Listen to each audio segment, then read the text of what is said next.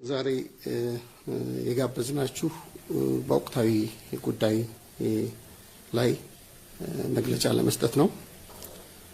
እንደሚታወቀው በሀገራችን ሀገራዊ ለውጡ ከመጣ ጀምሮ ለውጡን የማይቀበሉ አካላት በተለያየ መንገድ ለውጡን ወደፊት ከመሄድ ለማደናቀፍ እና ሰላምን ለማደፍረስ ጥረቶች ሲደረጉ ነበረ። ይህም የተለያየ አይነት አለው።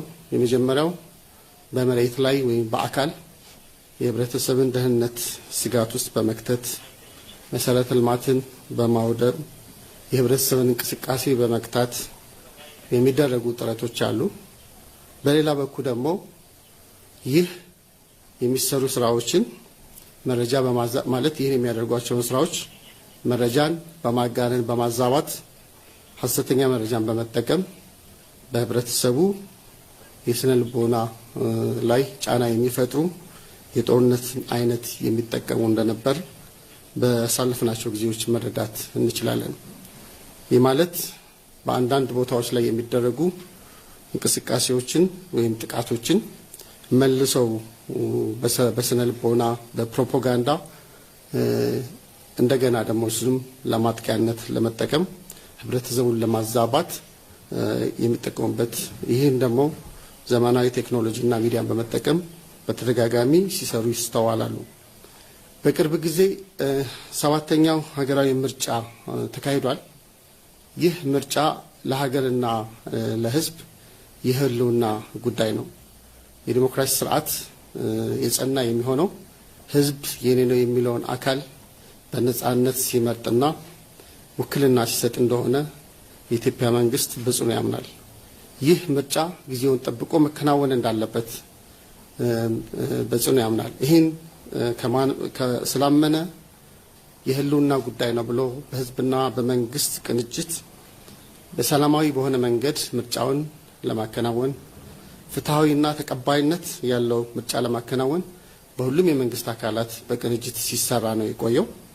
በሌላ መልኩ ደግሞ ይህ ምርጫ የህልውና ስጋት የሆነባቸው አካላት በሌላ ስራ ውስጥ እንደነበሩ መረዳት እንችላለን። ማለት የመንግስትን ስልጣን በምርጫ ሳይሆን በኃይል የመቆጣጠር ፍላጎት ያላቸው በታሪካቸው ከጥይት ውጪ ባሎትን ወይም የድምጽ መስጫ ኮረጆን የማያውቁ አካላት የኢትዮጵያ ጠላቶች ባዳዎች የኢትዮጵያ እድገት የህዝቦቿ መለወጥ ሁሌም እንደ ስጋት የሚመለከቱ ባዳዎች የነዚህን አጀንዳ ተቀብለው በህዝብ ላይ ስጋትንና ጉዳትን ለመፍጠር ሁሌ የሚተረተሩ ተገዢ የሆኑ ቅጥረኛ ባንዳዎች በመቀናጀት ይህ ሰባተኛው ሀገራዊ ምርጫ መከናወን የለበትም መቆም አለበት በሚል አቋም ወስደው ከምርጫ በፊት በምርጫ ወቅት እና ከዛ በኋላም የተለያዩ እንቅስቃሴዎችን እያደረጉ እንደሆነ መረዳት እንችላለን። ከምርጫ በፊት ይህ ለምንድን ነው የጠሉት ብለን ስንመለከት የምርጫ በጊዜ የተገደበ ነው የመንግስት ቅቡልነት። ያ ጊዜ በሚያልቅበት ጊዜ እንደገና ወደ ሌላ የተለመደ ዘፈን ለመግባት ከመፈለግ ነው። ያ ማለት ቅቡልነት የለውም፣ መንግስት የለም፣ ስለዚህ የሚል ከሁሌም በስርዓትና በዲሞክራሲ ስርዓት ሀገርን እያጸኑ ከመሄድ ይልቅ በሌሎች መንገዶች የመንግስትን ስልጣን የመሻት ፍላጎት የወለደው እንደሆነ መረዳት እንችላለን። ይህ በመሆኑ በሀገራችን ይህን ታላቃዊ ሰባተኛ ሀገራዊ ምርጫ ለማከናወን በሁሉም የመንግስት አካላት ተቀናጅቶ በሚደረጉ ስራዎች፣ በሌላ በኩል ደግሞ እሱን ለማደናቀፍ ደግሞ በሚሰሩ አካላት መካከል ከፍተኛ የሆነ ውጥረት እንደነበረ መረዳት እንችላለን። ያ ማለት ምርጫው ከመከናወኑ በፊት ምርጫ ካርድ እንዳታወጣ የሚል የህዝብ ጥሪ ያደረጉ፣ ከዛ በኋላ አሁንም ለምርጫ የሚወዳደሩ ፖለቲካ ፓርቲዎች በሚያደርጓቸው የድጋፍ ጥሪዎች፣ ሰልፎች እንዳትገኝ ያሉት ህብረተሰቡን፣ ሶስተኛው ደግሞ እንዳትመርጥ አሉት። አሁን ህዝብ የሚደግፈውን የሚመርጠውን የሚበጀውን የሚለይ ህዝብ እንዳለን ያረጋገጠበት ሁኔታ ማየት እንችላለን። ምክንያቱም በእነዚህ ሶስት ጥሪዎች ህዝቡ በተለይ ሶስት ጊዜ እንዲሸነፉ አድርጓል። የምርጫ ካርድ እንዳታወጣ ብለው በጠሩት ልክ በሀገራችን ታይቶ በማይታወቅ ደረጃ በከፍተኛ ደረጃ ህብረተሰብ ወጥቶ የምርጫ ካርድ ወሰደ። ወዮልህ ሰልፍ እንዳትወጣ ሐሳብን እንዳትደግፍ አደባባይ ላይ እንዳትወጣ ባሉት ጊዜም ከዚህ በፊት ታይቶ በማይታወቅ ሁኔታ ያመነበትን የፖለቲካ ሐሳብ ለመደገፍ በአደባባይ ላይ ወጣ። በምርጫው ቀን ሲመጣ እንዳትመርጥ የሚለውንም ሐሳብ እንደዚሁ በመተው ባለመቀበል በምርጫው ቀን እንደዚሁ በታሪክ ሊጠቀስ በሚችል መልኩ ከፍተኛ የህዝብ ቁጥር ወጥቶ መርጧል። ይህ በሚያደርግበት ጊዜ ግን ያለ መስዋዕትነት የተከናወነ ጉዳይ አይደለም። በአንድ በኩል ትልቁን መስዋዕትነት የከፈለው ህዝቡ ነው። ህዝቡ ያስተላለፈው መልእክት ጽንፈኝነት አያስፈልገኝም፣ ስርዓት አልበኝነት አያስፈልገኝም፣ ሀገርን የሚያስቀጥል የህዝብን ፍላጎት መመለስ የሚያስችል ቀጣይነት ባለው መልኩ ልጠይቀው የምችል ልደግፈው የሚገባ ጽኑ መንግስት ያስፈልገኛል የሚል መልእክት ያስተላለፈበት ነው። ይህ ሂደት እንዲደናቀፍ እነዚህ አካላት ከፍተኛ ስራ ጥረት አድርገዋል።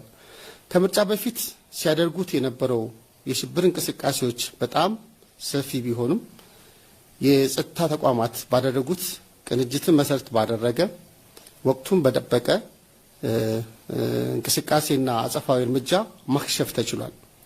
ያም ሆኖ ግን የህብረተሰብ ላይ ሽብርን ለመፍጠር የተሰሩ የተከናወኑ ከባድ ልንላቸው የምንችለው ከእሴቶቻችን አንጻር የሽብር ጥቃቶች ተፈጽመዋል።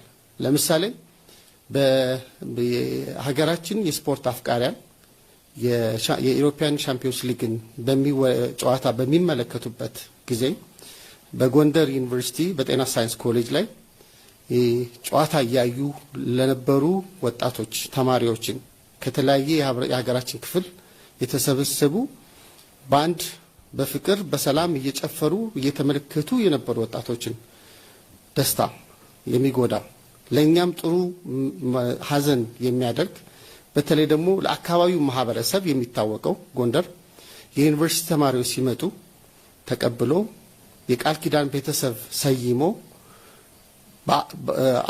ባዳነት እንዳይሰማቸው በሁሉ ጊዜ በበዓል በቤተሰብነት አቅፎ የሚኖር ማህበረሰብ ላይ ፈንጅ በማጥመድ አንድ ተማሪ እንዲሞትና 26 ተማሪዎች እንዲቆስል አድርገዋል። በተለያዩ ቦታዎች የህብረተሰቡን የመምረጥ እንቅስቃሴ ለመገደብ የሚያስችል ማድረግ የሚችሉትን ነገር በሙሉ አድርገዋል። በምርጫው ቀንም ሰው ወጥቶ ያመነበትን መርጦ እንዳይገባ ለመረበሽ አለን በሚሉት መሳሪያ ማድረግ እንችላለን በሚሉት ጉዳይ በሙሉ ለማደናቀፍ ሞክረዋል። ግን ሁሉም ከሽፏል ማለት እንችላለን።